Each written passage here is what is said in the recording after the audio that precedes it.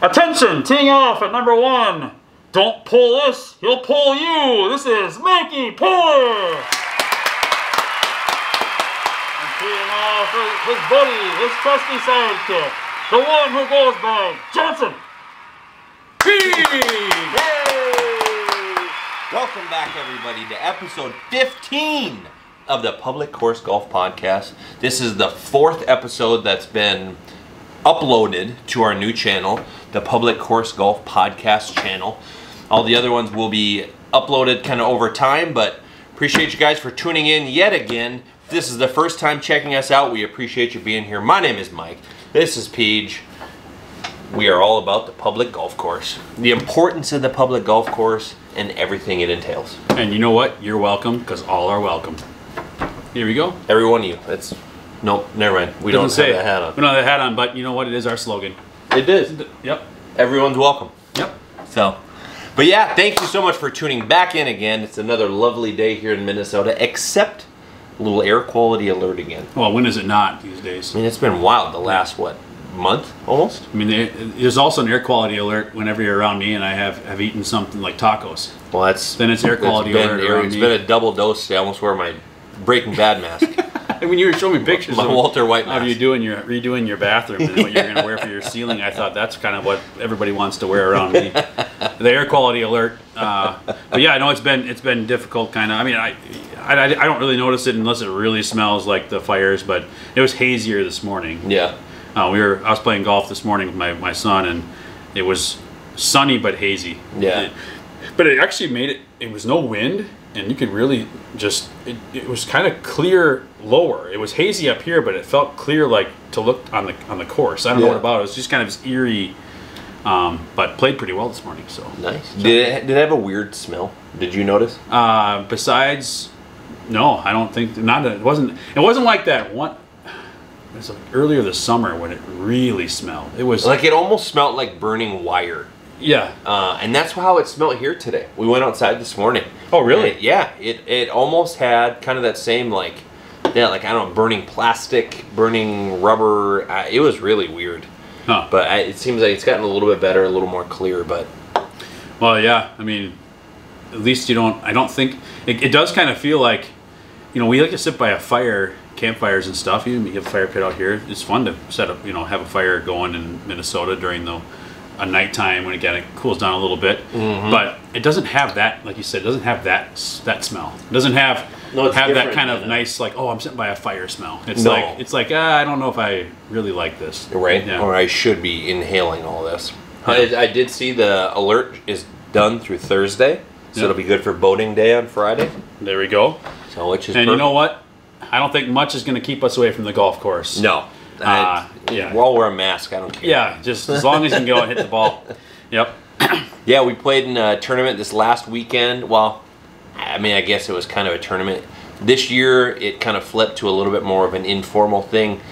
Still played 4-man, and you played in a scramble format, except it was just Peach and I. Yeah. And we still ended at 3 under. 3 under par. Which I would say is pretty respectable in a group. I think Andy's group was, they finished at 10? 10 under. They had 4 shots.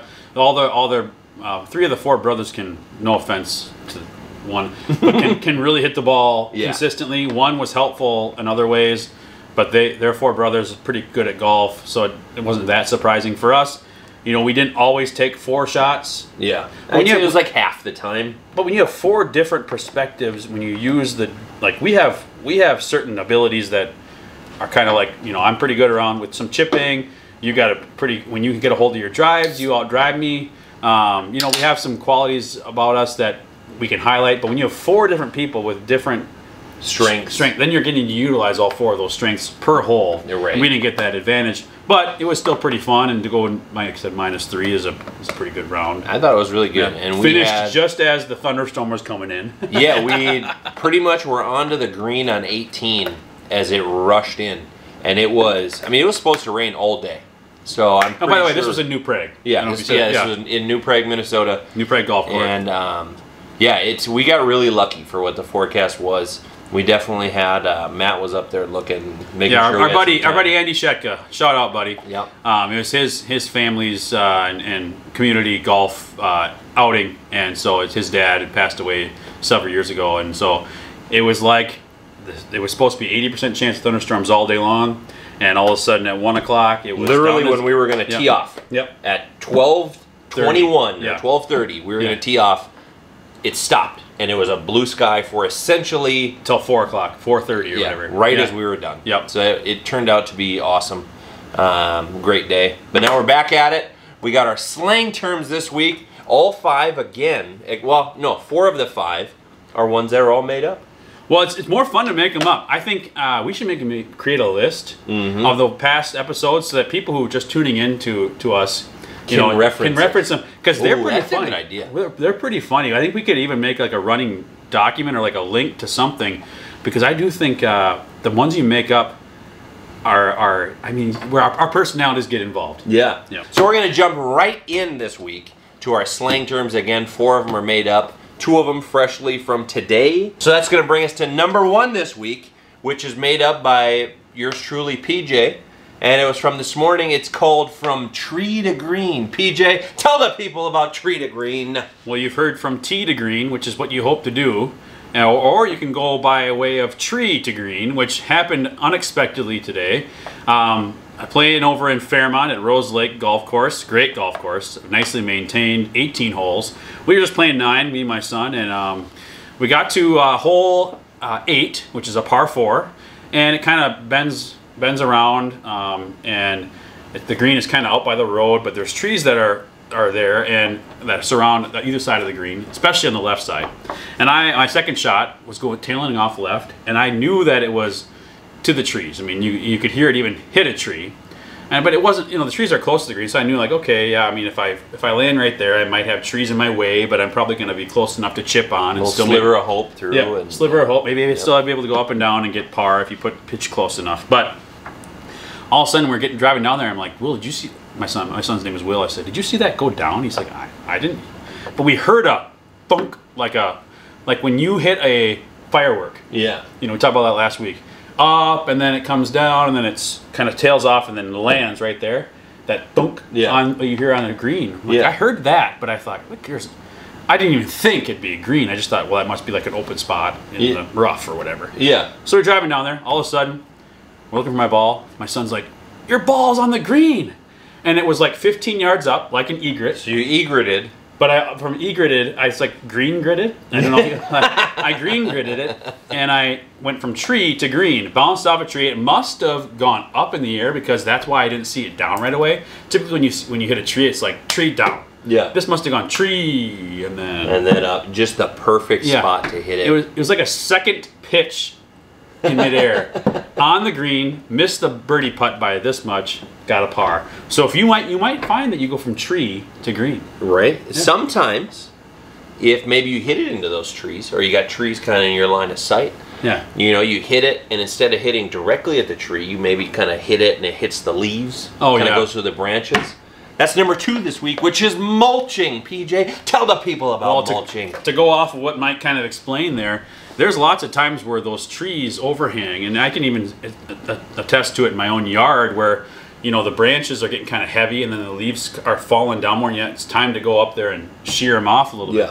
But there's trees that'll kind of, as they get bigger and bigger as they throughout the summer, the leaves get more thick, and then they kind of hang over in the line of a ball. And sometimes that's the perfect line you want to go to, and you say, the heck with it, I'm going to try to go that way anyways. And you're just going to wisp through those leaves, and then all of a sudden they fall down and they're mulched. Yeah. You mulch those, and it didn't really affect your ball flight. It's like, it's probably, what do you do? Do you say, I'm going to avoid those leaves completely, or do you say, I'll swing a little harder? You just give her the nuts and just mulch her right through. Those leaves. I like so, that. I think that happens more often than you think, either on purpose or by accident. Yep, exactly. And I think opposite of that will bring us to number 3 this week.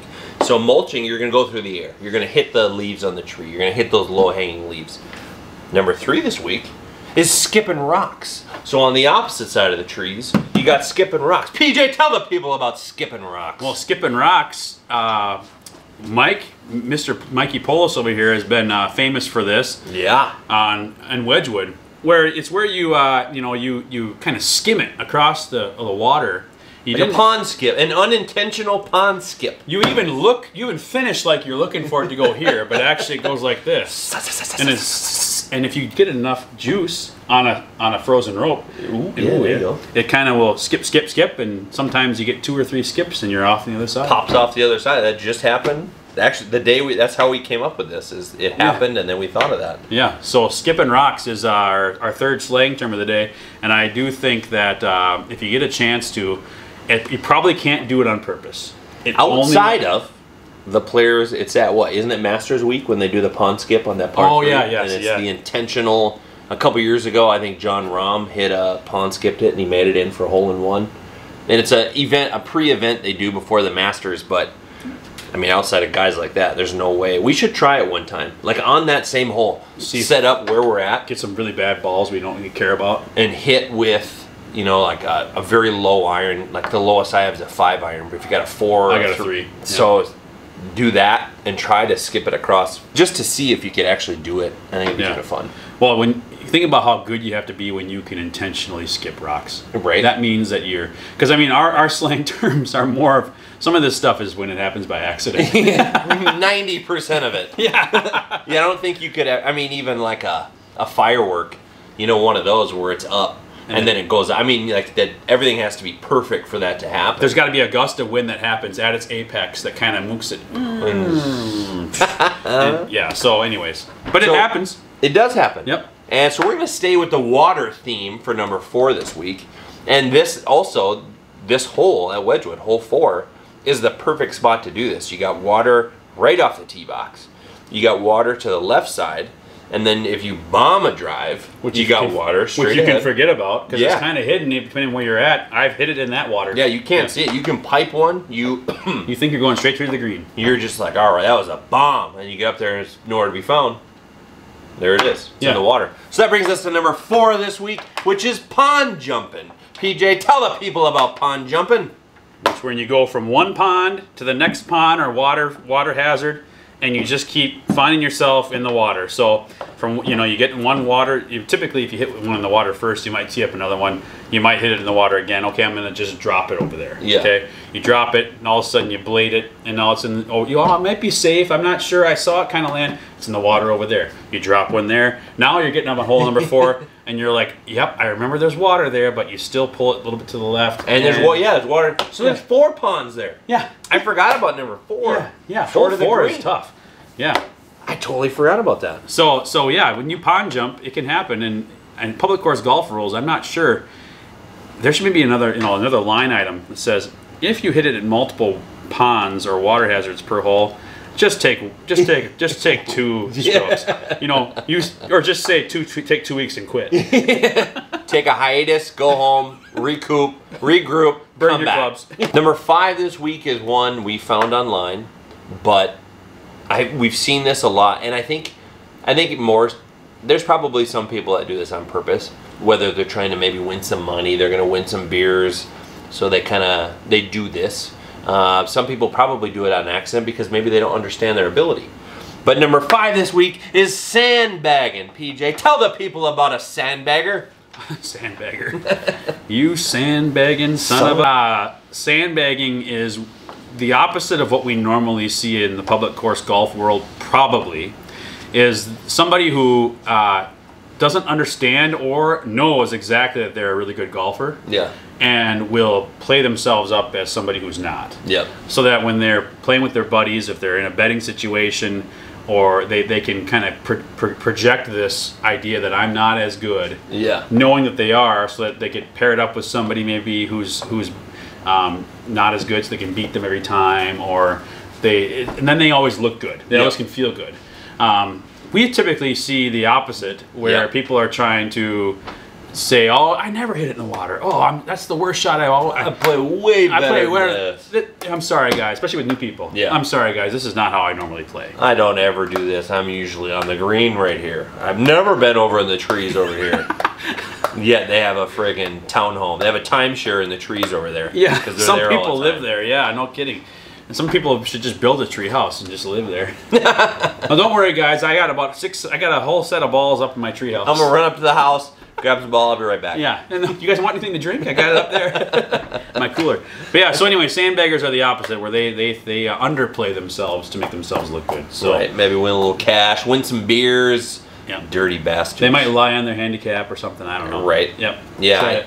Try to look like. I've been in a tournament before where you a bunch of guys and you're like, okay, where do you normally hit? And that's who you're paired up with. Yeah. Well, I bet some people were like, I normally hit, like I shoot a 90. Yeah. And then just so they can win their group. Yeah. And that'd be a sandbagger. Right. Yep. Yeah. So that's our top 5 slang terms of this week. It has been really fun making some up. So we're going to try to have some of those every single week.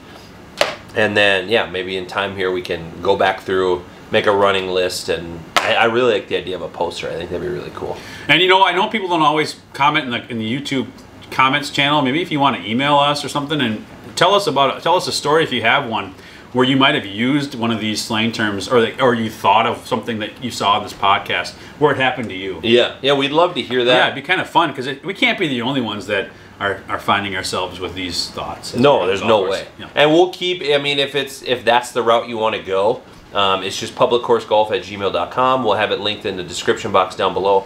But we'll keep things anonymous if you want to, maybe you don't want your name shared on YouTube. That's completely fine too. We like to, the second half of our podcast usually, is when we'll do some Minnesota sports talk. Yes. Did some Vikings. We've done a little bit of Twins peppered in. I know last week we talked a little bit about the Timberwolves, but we're going to jump back into the NBA world, do some more Timberwolves talk this week, and we're going to talk about the draft. We'll talk about Cat, it's kind of his trade value, some outlandish stuff that Dennis Rodman said, the D-Lo trade. We got kind of some hot topics, so let's just lead off with the NBA draft.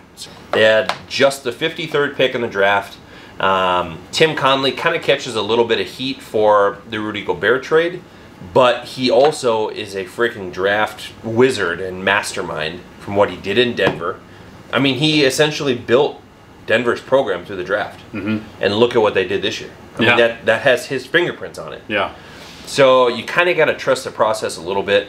We ended up with the 33rd pick in the draft. Got Leonard Miller. He was pretty much one of the top players in the G League this year. Yeah, he grew a lot from the year before to this year.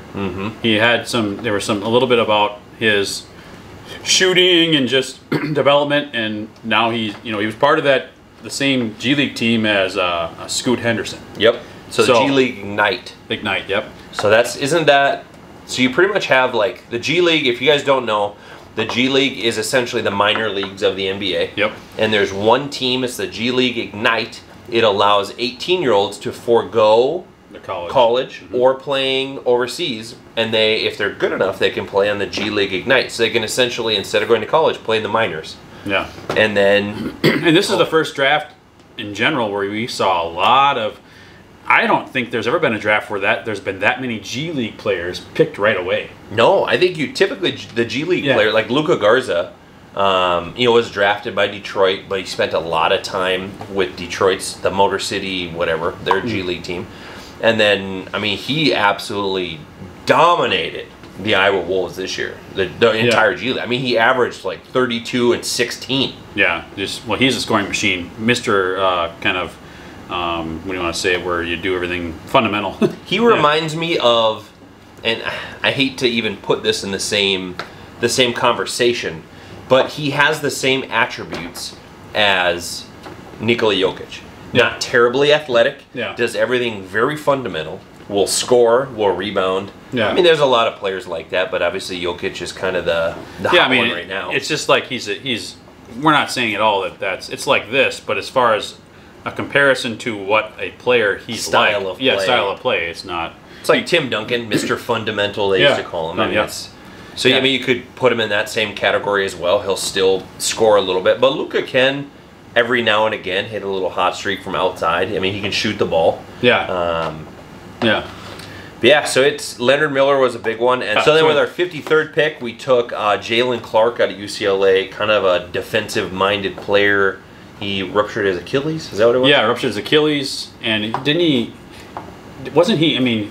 he was considered a much higher pick, and he was pretty good he got a bunch of honors playing out of UCLA. He was a Pac-12 Defensive Player of the Year. Yeah. So people thought potential late lottery, maybe. Yeah, but then he hurt his Achilles, and that's a tough injury. But with today's medicine, you never know, and how people can come back from stuff like that.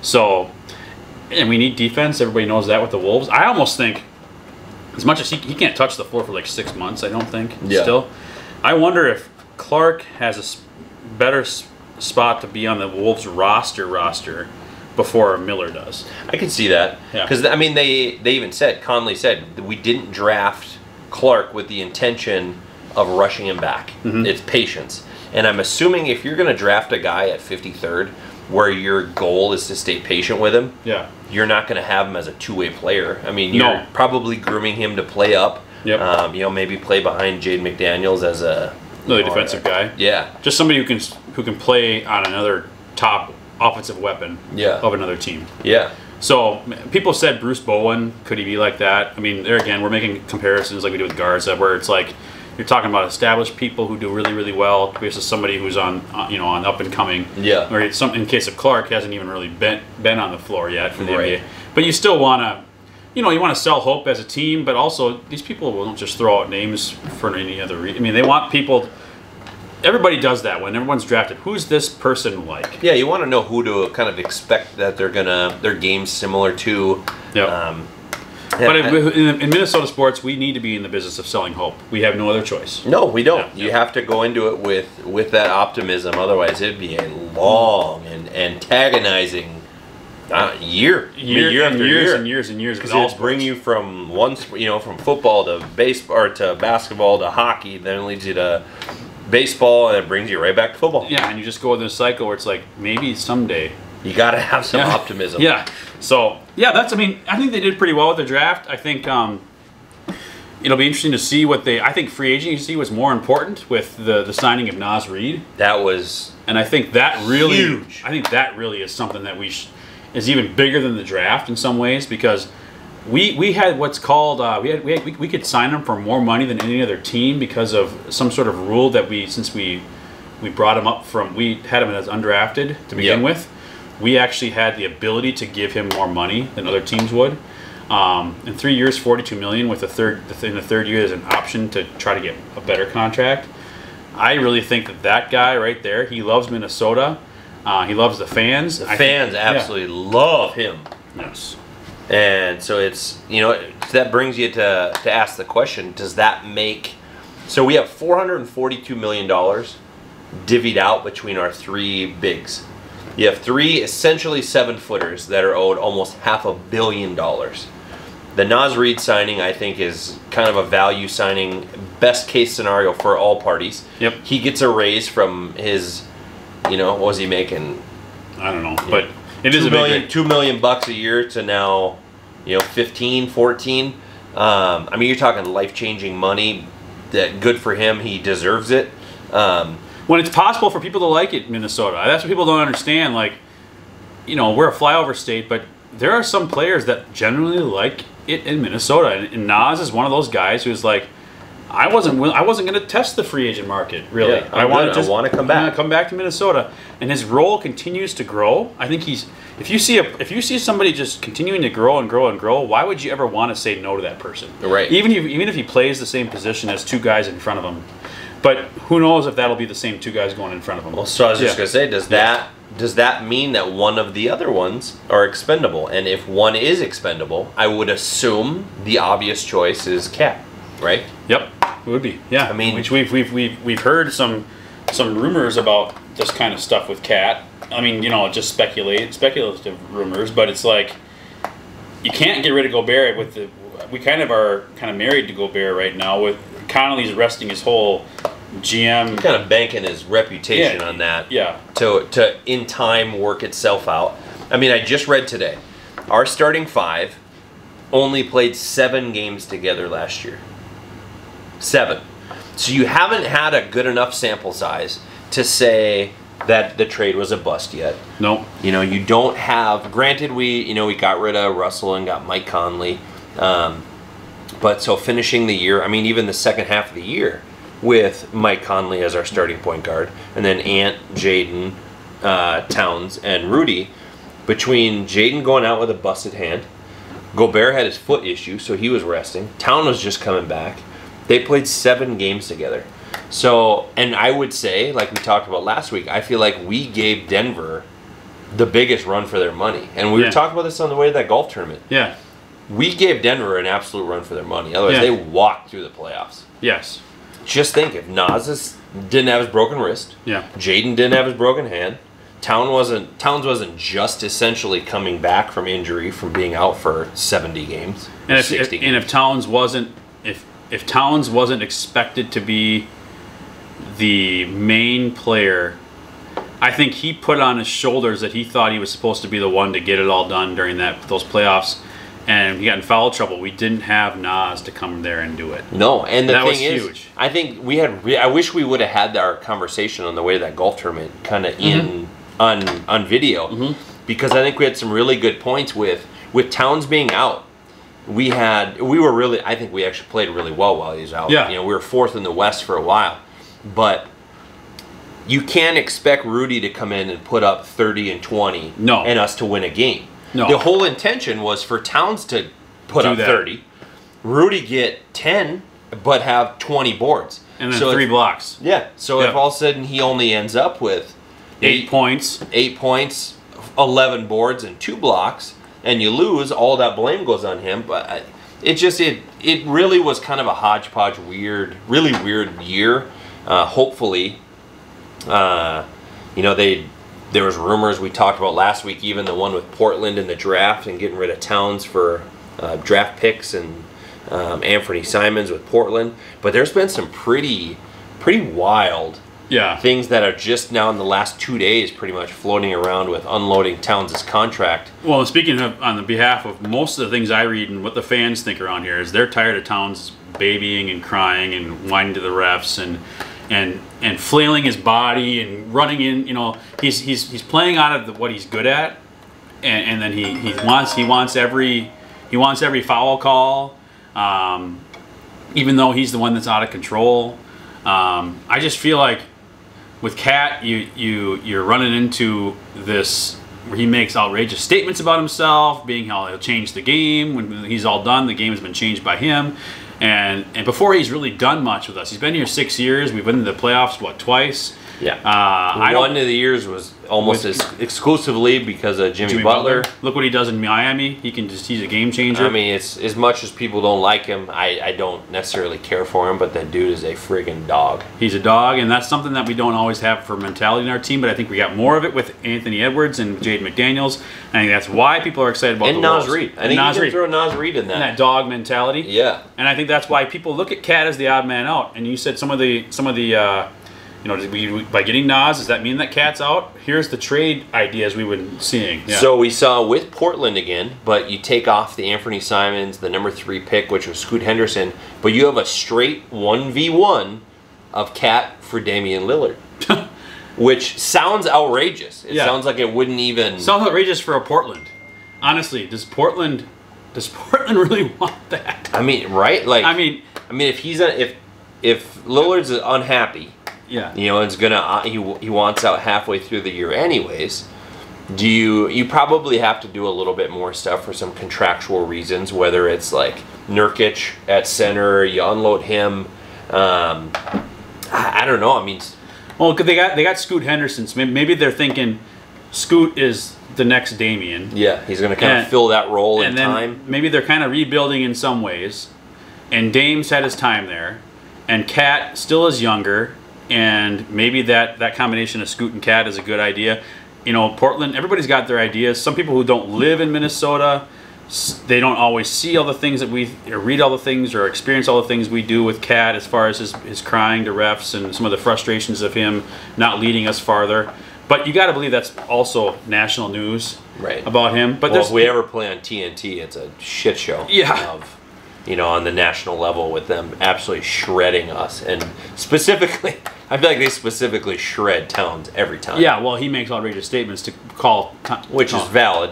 I mean... But Towns is still an all-star player, and if he's with the right people, maybe things work out. And so if it's a Cat for Damian, Then you got Ant and Damian at your backcourt. Jaden at your 3. Jaden at your 3. You got Nas at your 4, and you put Gobert at your 5 because Nas can dribble the ball. That is a lethal 5, starting 5. I think that puts us up just right there as somebody like, okay, just like how you saw Denver make it there, you saw Miami make it there, you saw that Memphis makes it far. You see, you know, that's like young stars who aren't like grizzled veterans who they all think super team. It's not quite a super team. No, it's more like, because super teams don't really work out anymore, as you can tell. Me and Suns, they're not going anywhere. They got Durant and now Booker. They just do the Bradley Beal trade. Yeah. I mean, it's... And Chris Paul, that was a dumb trade for them. I don't understand why you'd give up Jordan Poole. They're up and down players, and Chris Paul is a weave and like slow the game down. They gave up less height. They run and gun. Yeah, like, that's their thing. They got less height. They got someone who doesn't shoot the 3. They got somebody who's 14 years older than Jordan Poole. Yeah. Like I mean, even if you want to unload Jordan Poole because he's similar to maybe a Klay Thompson. Yeah. Maybe you want to unload him, but like no disrespect to Chris Paul. I mean, he's going to be a Hall of Fame player, but why? For what? And are you really gonna? Is he gonna push you over the echelon in the Western Conference? Like, do you Jordan really think Poole's that? 14 years younger. And contract situation, getting rid of his contract, they say. But here's what's weird about that too. It's Dunleavy. It's all on Dunleavy. That's kind of like we said, like Tim Connolly. Oh yeah, I forgot he took over. Yeah, he's the one that made that trade happen. So now his legacy's kind of riding on that. So we'll see what happens with Chris Paul. Same thing with the Wolves with Tim Connolly and Rudy Gobert. His legacy's kind of riding on that. Oh, big time. So there's kind of that. You know, you make these moves, you hope to make big splashes to change things up. Sometimes they're outlandish, kind of like what Dennis Rodman said. Oh my God, Dennis Rodman. He's an outlandish character. He was always known has for being been. that. Yes. Yeah. But he said that if Larry Bird was playing on a podcast, he said if Larry Bird was playing in today's league, he wouldn't play. He'd be in Europe. He'd be playing in Europe. And I think that's actually, it's kind of hilarious because I know that people say, you know, like some of these older guys, could they ever play in today's NBA? It's kind of hard to compare eras because their science has changed, medical science has changed, the way people work out has changed, the style of game has changed, so it's unfair to really compare, but we said this earlier. Yeah. And you think you said it. If he's a star in one era, he's a star in another. Maybe in a different way. Yeah. And like you had pointed this out, like I feel like if you can, I don't know, how did we say it? If like with how Dennis fits in, right? Yeah, you got Dennis Rodman, who's a pure rebounder and kind of hard-nosed defender. Yeah, but he's just a rebounder. That's not a thing in the NBA. I think we picked 2 players. Yeah. If you guys can pick out any other people besides these 2, but you pretty much have Rudy Gobert. Yep. And Steven Adams. Guys that their job is kind of one track. You rebound. Yeah. That's it. I suppose you could almost put Jonas Valanciunas from the Pelicans in. So, and Gobert might have more to his game with lobs and dunking than maybe Rodman did. But even then, so can Rodman then even function in today's NBA? No, absolutely so not. You need Bird, to be able to Bird shoot, actually the one that can function more than Rodman could have functioned. Look at Larry Bird. Yeah. And this maybe kind of seems like a crazy comparison, but look at Larry Bird and what he was he was a big guy, but he could shoot the shit out of the ball. Yeah. I would peg him in like one of those guys that would be on like the modern day Warriors. Yeah. You run and gun and you shoot the ball. Yeah. That's their thing. Yeah, he can dribble the ball too. People talk about how you want big guys that can dribble and shoot. You know, like Wembanyama can do that and Durant can do that. It's like, these big guys that change the game. Bird was kind of like that That's in his what era. he did. So you want someone who can shoot the ball in any era? I think what transfers across any era of basketball is shooting. 100%. And with the way the NBA is now, it's even more about shooting. And so, as much as Rodman was awesome when he played with the Bulls, for him to call Bird as somebody who wouldn't function in today's NBA, I think he less functions in today's NBA. I think there's no way you can't. I mean, there's certain players, like you said. You know, you got Rudy. You got Steven Adams, but Rudy's got lob dunks. Yeah. He can block the ball. He's 7 feet tall. Yeah.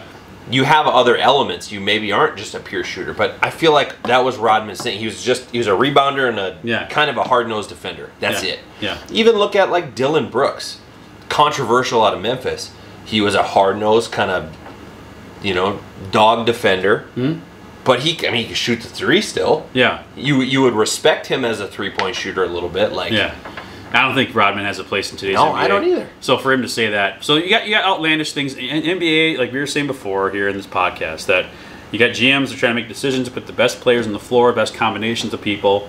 Certain people might have certain viewpoints about players that others don't have that, and that's why those players go where they're at. And so we'll see what happens with Cat. Maybe other teams have ideas. Maybe we want to say, like with 7 games we played with him, maybe we say keep him here. But the bottom line is, when all else fails and problems happen with fouls or whatever else, we got Naz Reid. Which is huge, and I think that's a big statement piece for the Timberwolves, for the organization, for the fans, for everybody. The fact that he stayed. So Naz Reid, shout out to you. Yeah. Jump on our podcast, Naz. We'll even extend the ceilings or whatever if we need to. Whatever we got to do, we'll make room He's been breaking down ceilings and working on bathrooms and stuff. I'm sure he'd break down things to get you through the door. Dude, I'll put a hole right here if you need. You tell me what you need. He is 6'8", so you know. So I'm a big guy. And I'm 6 feet, so I'm a big guy. So. Yeah, exactly. So thank you so much for tuning in to this week's episode of the Public Course Golf Podcast. It's a little bit different this week. We didn't do the kind of the sponsorship stuff. We're going to jump over doing some tic-tac-toe this week just for time constraints. So it's a little bit different, but thank you so much for tuning in. And if you haven't subscribed to the new channel that we're on, that you're watching this on right now, just scroll down, hit the little subscribe button, and then all of the old episodes will also be updated. Everything will be right here. We can be one big cohesive family. And you don't have to, it doesn't cost any money. And if you're watching this because it comes up on your feed or something, just subscribe to us. Give us a chance. Because we would love for you to get more notifications. Also for us to be spread around more to the YouTube community and to just anybody who wants to tune into this, because we like to cover all the subjects from golf, starting with golf and then branching out from there like a tree. So, which is exactly what you do at a public golf course. You used to have men's league. Yeah. You're playing golf, but what are you talking about? You're talking about sports, you're talking about family, you're talking about all the stuff that we talk about. Yeah. So be sure to hit that subscribe button, or you can hit this little circle that's right here. That'll also be a subscribe. Or you can click right here to watch our episode from last week. So hit that thumbs up, hit the red subscribe button, and with that, we'll catch you guys next week. Bye!